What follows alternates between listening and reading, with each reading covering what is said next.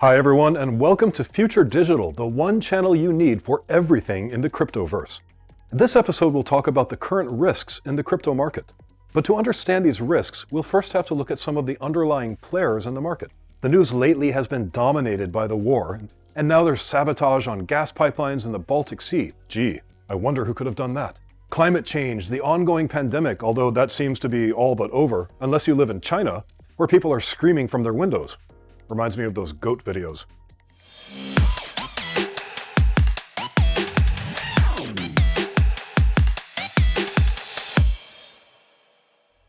Anyhow, all these things and more have caused the dollar to soar in value, at least compared to other currencies.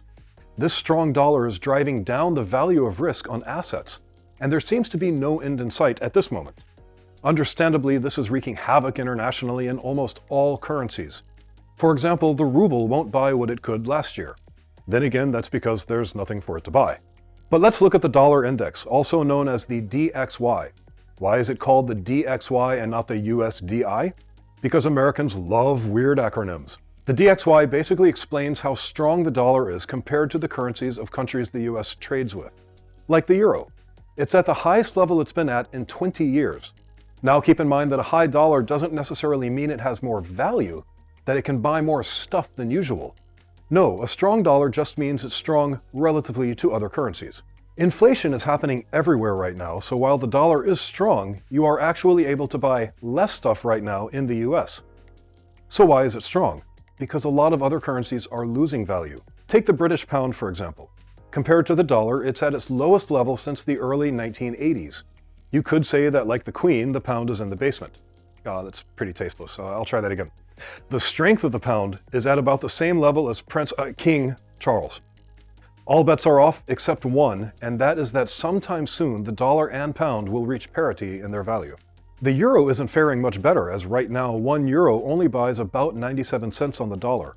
And the yen, don't forget the yen. The Japanese government has actually decided to intervene a bit, propping its currency up for the first time since the 90s. What's causing this? One major reason is the Fed has been boosting interest rates much more than other countries. This means that you could hold government bonds from some random European country, or hold US Treasury bonds with nearly double the yield. You do the math, because American students can't. Haha! Obviously, a lot of investors are doing precisely this, buying US government debt, but to do that, you need dollars. And when something is selling like hotcakes, it goes up in value. Now you're starting to understand the problem.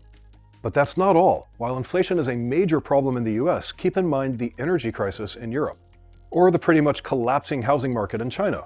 I mean, that's to be expected. If you can't leave your home, why would you want to buy a new one? Because it offers better acoustics for when you scream out the window? And if you're wondering what I'm talking about this.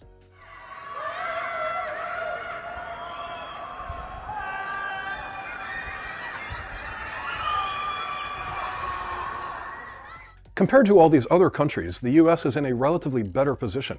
At least that's how investors feel. Investors want stability, and the best currency for that is the dollar and not a currency like cryptocurrencies. This will eventually change, of course, but at least now we can make some sense of the current situation. Economics, as we all know, is a balancing act. Too much weight on one side and the whole thing can tip over. The dollar's getting pretty heavy. Take, for example, the energy sector, specifically oil. Oil is usually traded in US dollars, so a stronger dollar means more expensive energy imports. Inflation.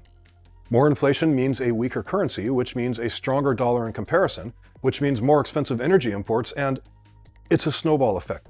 But how long can a snowball last in an economy heated by climate change? And I'm only talking about the economic climate.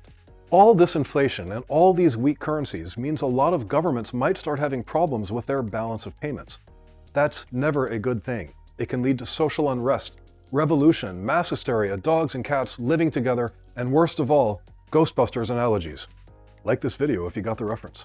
The EU currently has the highest level of inflation in 25 years, but here in Estonia, the crypto capital of the European Union and where Future Digital is made, we've had 25% inflation in just the past year. How is this causing social unrest in this country? Fewer hipsters with beards are able to sip on craft beer in gentrified factories. We all know what happens with unhappy hipsters. Woodstock. Before we get to this week's fact about Estonia, I'd like to remind everyone that I am not a financial advisor. I'm just some guy. For this episode's fact about Estonia, I'd like to talk about geography, something Americans know all about. The highest point in Estonia is called Suurmuuramägi, which translates to English as Big Egg Mountain. But the Estonian word for mountain is also the same as hill and pimple. I'm kidding, it doesn't mean pimple, but when you view Big Egg Mountain from a distance, it does sort of look like a pimple.